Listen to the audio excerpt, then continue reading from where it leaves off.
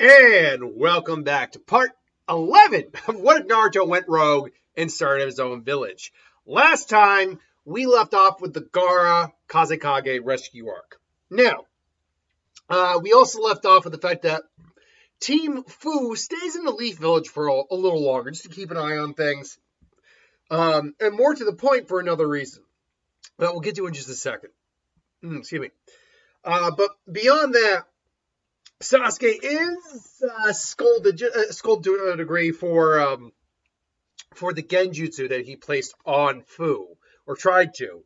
But again, because they have no real evidence of what happened, they can only just give him off a warning. He goes on his own way, reports to Danzo about what happened. Instead, the genjutsu was ineffective. She was able to just negate it for some reason or another. I see. The Jinchuriki of... Sorry, I thought I heard car. Jinchuriki of Uzu have grown strong indeed. We will keep an eye on them for right now. Who is it? The Seven Tails exists in the village at the time. We will keep an eye on her with the best of our knowledge. Or we'll keep an eye on her and do what we can when the time is right. For now, stay out of everyone's attention. Do not try anything with us. I give an order. Sure, whatever.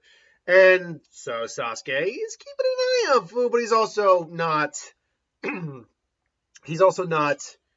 to try anything because that would lead to suspicion. And Danzo is doing the best he can not to raise that kind of suspicion. Should note, one person did bring up, and I'm aware of this very much when it comes to fanfic, that usually people pair Fu up with Shino in terms of relationship because of the insect-like relations. And that makes sense. I just kind of decided to go with a different route for that.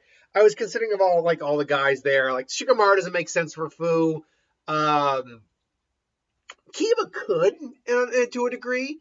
Honestly, I like Rock Lee, though. Rock Lee needs some... Well, we know he ultimately had a kid in the end with someone. So, anyway. So, that's that. And they stick around for a little while.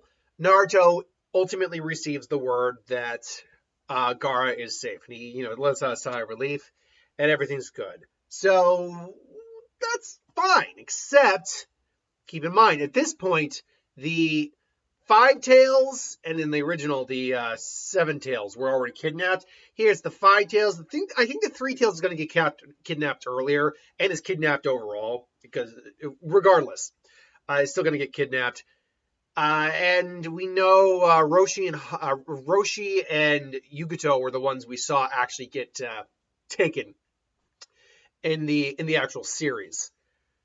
And this would be the point where Yugato is taken by Hidan in Kakuzu. And this is where Naruto gets a message from A, of all people. A comments I still haven't watched A's dub voice yet. I gotta get A's dub voice. So I can try to do a proper impression of A. But A's just like, Lord Uzukage, our villages have grown a very firm relationship, in alliance over the last couple of years. I now ask for your help. Yugato, the Jinchuriki of the Two Tails, one of our most prominent ninja, has been taken by the Akatsuki. I'm aware there are several Jinchuriki within your village. I implore you to, I ask not just as a personal favor, but to, basically he's basically trying to appeal to Naruto's Jinchuriki status and, how he feels about that. And luckily, Naruto would have done it anyway, but, the fact that Akatsuki has made a play on Gaara, took Shikaku, is now taking Yugato, is not good. So he issues an order. Naruto issues the order that Team Fu needs to stay in the Leaf because they are going to be closer to the overall scenario of what's going on there. Which unfortunately does lead to nothing changing when it comes to Yugato. Yugato has the Two Tails taken out of her. She's lost. Also, all the Kakuzu, Hidan, and Azuma stuff all happens the same. That goes down per as it does in the canon events. Because right now, because Team Uzu would not have been with Team, I believe they're Team 10, right? Team 10 at the time of them meeting Kakuzu and Hidan. But Kakashi does say he'll go and aid. We know Kakashi will go and aid Team... Actually, no, he doesn't go and aid. He would not go in 1810 here because I mean, see, I didn't write this part out. He might go in 1810, but the reason he was there had to do A, with him training Naruto with the Wind Star Rasengan, and B, he was already out and his hand was bandaged up. I don't know. Let me know in the comments below if you think Kakashi would be there. I'm not 100% certain he would be. Let's just say for the sake of argument, though, that he is. Or that he is. Actually, no, that he isn't. Instead, you get Team Uzu, who are waiting there to aid and find out what happened to Yuguto. And so, they go and aid them in the fight. Now, it's Chino who would actually go and aid Shikamaru against, at least against Hidan to begin with. Whereas Ranmaru, Fu, and Menma are aiding against Kakuzu. Or at least trying to aid against Kakuzu. Kakuzu was a powerful dude. At the point where he did actually take down the Seven Tails on his own. Although, granted that she did not have full access to the Seven Tails like she does in this version. So, sorry, there's a fly in here. Can I smack you with this book? No, I lost you. Shit. Okay, so Shikamaru is using the shadow possession jutsu. Chino is using blood manipulation. By the way, someone did bring up a very good point that she most likely, I actually think one of the things Chino could do, which would be effed up but awesome, is she has storage seals, where she collects blood on the battlefield, stores it in the seals, which keeps it from going bad or anything like that, and so or iron heavy liquid. And so she constantly is able to release these things, barely has to use any chakra, and is a raging torrent of blade blood incarnate terror. So is just like trying his best. He's like, I got you. So, and he tries to lick the blood that he gets from Shikamaru, only for Chino to be like, and maybe he accidentally does injure Shikamaru at one point, and she was like, no, it's like, hell, what? Sorry, you want this? Come and get it. And all of a sudden, you want blood? I can give you blood. And there you are. It's like, the problem is this my blood or someone else's blood? Why don't you find out? And she just comes in, just starts cutting him. He's the weakest member of the Akatsuki. That's acknowledged. He's also the slowest member, too. So he can only block so much before he suddenly gets an arm taken out. It's like, son of a bitch, that hurts. She starts pulling blood out of him. And just basically, if she really wanted to, here's the effed up part of this Kekkei Genkai. If they really, really wanted to, and had enough control and chakra, they could blow you up in an instant because they could just manipulate the blood in your body, and there it is. That's it. That's all it would take, and that is effed up kind of powerful right there. Now, granted, anyone with a chakra control or whatever could probably resist this ability, but still, we know Hidan is the weakest. So honestly, she probably could just blow his ass up if she really wants to. But let's say, for the sake of argument, she can't do that. And maybe she just helps dismember him, and Shikamaru just blows him up, and then they bury him alive. Meanwhile, everyone else is struggling against Kakuzu, because Kakuzu having 5 different chakra sources, 5 different sources of chakra, means he's probably not very susceptible to Genjutsu. We actually don't know how susceptible he would be, though. But with 5 extra chakra sources, which could act like separate, tail beasts and all that, we know that. We know that because extra chakra sources can disrupt Genjutsu. So it's most likely that Chino and Ranmaru's abilities aren't going to work very well. Meanwhile, he's got the multiple chakra sources out. Fu eventually just goes into V2 tail beast chakra mode, starts to wail on him. Remember, he hasn't lost his Earth Heart yet, so he's still got the Earth defense armor here. So he's blocking it, but it's a lot of power. He comes in omnidirectional attacks from every source he has. Basically tries to blow Fu up. Menma's basically trying to augment her chakra as best he can, but even then, there's just only so much she can do. And they just see the giant explosion. Kakuzu's like, it's over. The Seven Tails is now acquired, and I will take her heart. Because he's probably lost 1 or 2 at this point, but he's still like, and I'll take her heart to compensate for what I've lost. All of a sudden, giant insectoid leg, which like a spike comes in, just he barely block it, still pierces. Just, what? And all of a sudden, Chomei is there in full power. It's like, the seventh. That's not possible. How was she able to? And he realizes she's a perfect Jinchuriki, which means, and he thinks about, because they do know the 6 and the 9 tail are also in Uzu, and the realization dawns on him, like, are they all perfect Jinchuriki? And then just tail beast bombs like, good night, and just boom, point blank tail beast bomb. The Rasen Shuriken, as powerful as, I still don't believe it competes with a tail beast bomb, especially from one of the higher tail beasts. And he got hit point blank with that thing, and it was near dead. He gets hit point blank by a 7-tailed tail beast bomb. There might not be anything left of his ass.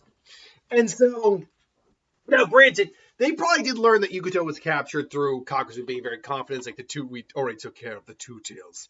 You will be added to that 7 tails. 7-tailed Fu. And he probably also mentions, like, I was told the 7 tails belonged long ago to the waterfall village. I was told you defected. Did you see no honor and did you see no value in our former home? It's like, I could ask you the same question. And then he kind of has, they offered me nothing. I took their secrets and went on my way to make my fortune. So yeah. But ultimately, he is still killed by Fu. And let me just double check. Where am I in this right now? Wow, I'm like halfway through this right now. Did I write anything else down at the moment? No. I might actually go beyond what I wrote right now. Oh my god. Sody here. Stewart's Black Cherry. I am not sponsored by these guys at all. I just sell this at my work, and it's the delicious brand of soda. They have not been able to bring out the key lime in some time. The key lime is delicious. I got the black cherry here. Anywho, so they ultimately everything is taken care of. They go back to the village. Fu, I do think Team Uzu does ultimately go now back to Uzu. And Naruto relays to the Raikage what they learned, that Yugoto unfortunately was lost. The 2 tails was claimed. And Naruto I think maybe even goes to the Cloud himself. He sees Haku again, says hello, asks how everything's doing fine. It's like, and then he sees the engagement ring on Karu. He's like, so this is Karu. It's like, it's pleasure to meet you. It's like, this is I've heard about him, but he's barely our age. Actually, he's about a year younger than us. What? It's like, and you're the Uzukage? It's like, I am indeed. I'm glad Haku was able to meet a nice girl. I hope you two are going to be very happy together. No, Karu's like, yes, I feel very lucky. It's like, aw. Unfortunately, but he gets a little bit more.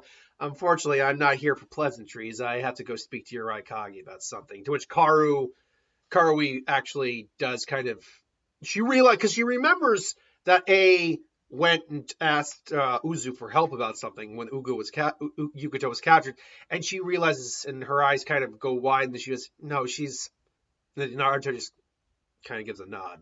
I was like, and Karu and Haku realizes because I'm sure they talk about everything, and he's like, oh no, and then he kind of like comforts her, and she's kind of she gets somber, and she goes to mourn, and Haku's there for her. And he goes and he meets with A, and again, condolences. They're sharing like a cup of sake to mourn. He's like, and A's just completely, A's upset. He's not mourning per se, because A is a very, what's the best way to put it? A is a very emotionally shielded individual. Yeah, he's also a bit of a dick, let's be honest. But because of the good relations they've been having with Uzu lately, and through that they've been able to have some better alliances, or at least treaties with other nations, they've been really able to. He's been able to grow as a person, I think. Not like to the point it's like, no, my lovely Yugoto, but they do mourn. He mourns the loss of a good ninja, the loss of Jinchuriki, and the loss of probably someone who was just a good person in general. Like, he knew Yugoto well enough. He never judged her, because, like, he doesn't judge Killer Bee at all.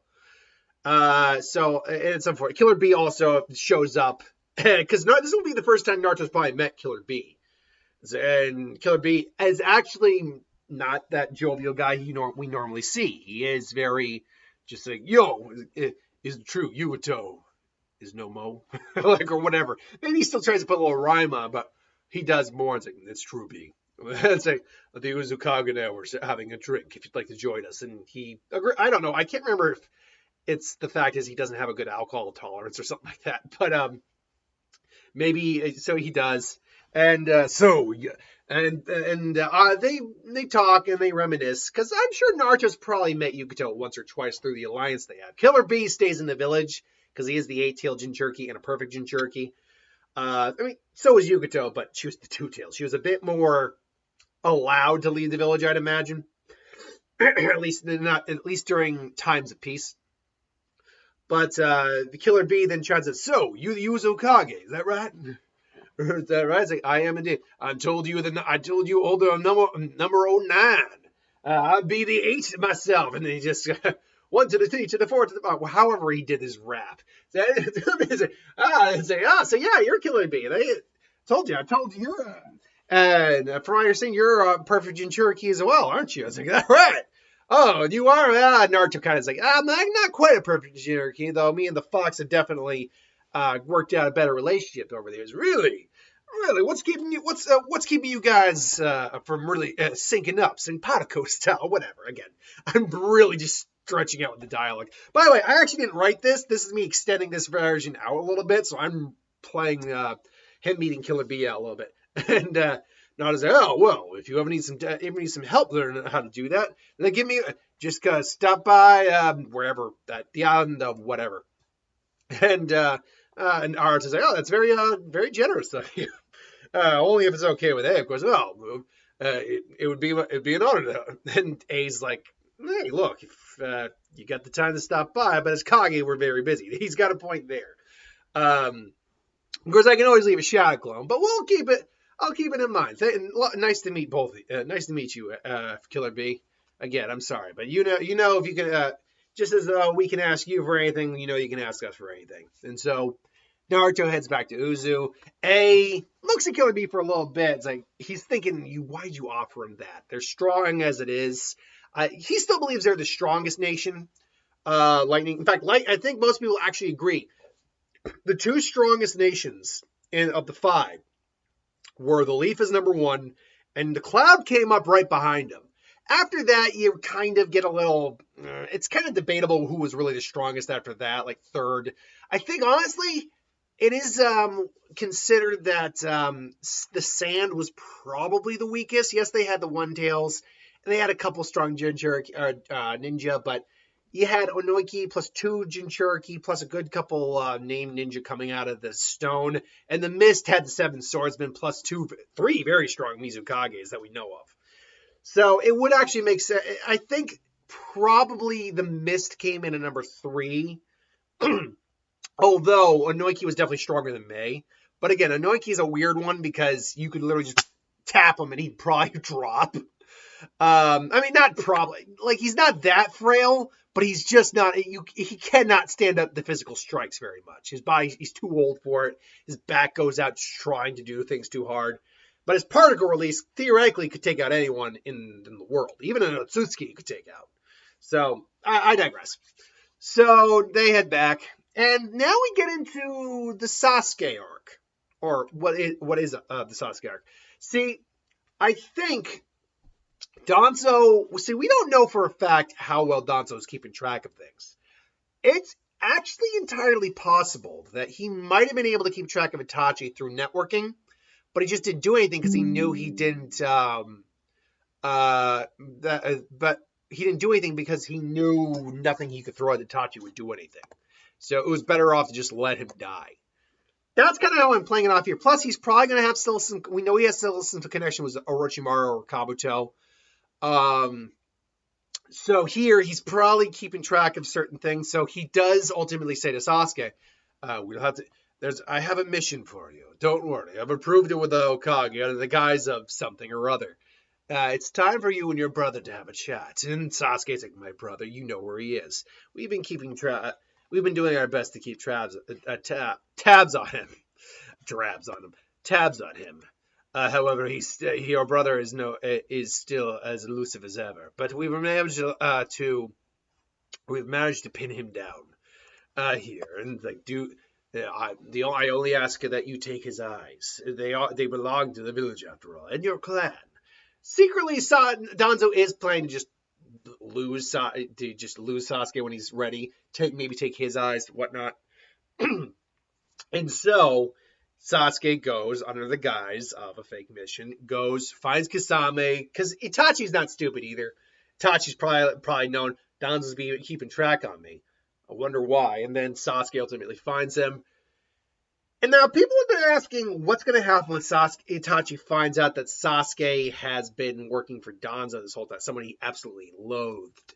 Well, hey, tell you this is actually not much because Itachi doesn't have a lot of time left under his table here. He's nearly blind. He's dying. He's probably only had a couple weeks left of life. And so he ultimately isn't going to be able to do much, although he is a lot more violent and aggressive in his fight with Sasuke. Now, how strong is Sasuke compared to his canon counterpart? Well, I think some of the techniques he's learned, like Kirin, I still think he's probably figured out Kirin like that. He's not just training with Danzo, keep in mind. Kakashi was also training him too to try to keep him on the right path, not knowing he was also training with Danzo. So he probably would have figured out Kirin eventually. Sharingan has matured all the way at this point. He does still have V1 curse mark, but he's not... but he doesn't have V2. And he's got a couple extra abilities under his belt that thanks to Danzo, like seal enhancements, extra training with like root style combat. He's definitely not, I think, as strong as his canon counterpart, but he's definitely still strong, like close to it.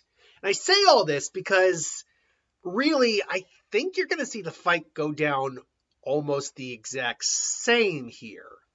And unfortunately, this is almost the exact same. See, the problem immediately here is that his Susanoo, there's no reason for his Susanoo to seal away Orochimaru. Because Orochimaru's not here. The curse mark's not going to come into play, and Orochimaru's not going to take over Sasuke's body or anything like that. Especially even if he had the version 2, it's just I don't think that would. Yes, a little bit of Orochimaru's soul does still exist, which actually, thinking on it, means that Orochimaru can still hypothetically come back, but not in a way that really works here. And so Sasuke, I think, does outlast Itachi in this fight. He keeps throwing all the shit he can at Itachi, 100%. It's just doesn't really work here overall. And so Itachi still ultimately dies, but I think he does like part on say, it's like you've fallen so far, Sasuke. Sasuke, what? Mom and Dad would be ashamed and proud of you all at once. It's like, what? What did you say? And then he dies. And so, obviously, at that point, Obito and Zetsu pick up Sasuke, bring him back to their place for a little truth or dare. No, well, technically, obviously, the Amaterasu is implanted into Sasuke's eye. Sasuke does awaken as Mangekyo, but more to the point, Obito still reveals the truth about what happened to the Uchiha Massacre and Itachi, and that it was a lot of Danzo's fault, and that Danzo has been playing him this whole time. He has not been truthful, nor would he have been, and that he is ultimately, and that he's ultimately probably going to try to take Sasuke's eyes, kill him, whatever it's going to be at the end when he's done using him.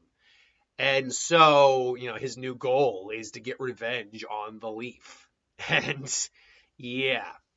And so I was like, I have some people here who might be able to help you with that. And revealed, because remember, right now the Akatsuki is only Deidara, who is still around, Obito, Zetsu, Nagato, and Konan, and Kasame. So there's still a lot of them, but not enough. So the reveal is Kabuto, who has joined, along with the Sound 4, and along with the Sound 4. So Sasuke basically is now the new leader of the Sound Four. Kabuto is like, hello, it's good to see you again, Sasuke. What do you want? I'm just here to help you. Just here to help wherever that's needed. And clearly he has alternative motives. He probably wants Sasuke's body or something along those lines. But he wants revenge. If you want revenge on Leaf, you will have to prove it, Sasuke. It's like, what do you want? Bring us the 8 tails, and you will be, and I will give you the Leaf Village. Very well then. We are no, and name this group Hawk, not Snake, obviously, and his Mangekyo flares. So last but not least, what's been happening with Jiraiya at this time? Because this was kind of going concurrent with the Rain Village stuff. Honestly, even with a perfected Sage Mode and more Uzumaki ceiling under his belt, he's not really going to fare that much better against Pain. Because of the way Pain's abilities work. Yeah, because he's still going to have Mom Pass. He's going to be able to use Genjutsu, still take down those 3 paths. But then the David path that everyone else gets out of there, he still loses an arm. Without the other arm, ceilings are going to be more difficult. He puts up maybe a barrier seal, but the Preta path thing back and just absorb chakra. He tries to do some chakra absorbing seals, but that's kind of actually irrelevant. None of them really use any elemental attacks or even chakra based attacks, really. So actually, the chakra absorption seals are kind of a no-go. And so he makes for the last seal he can, maybe like a reverse summon.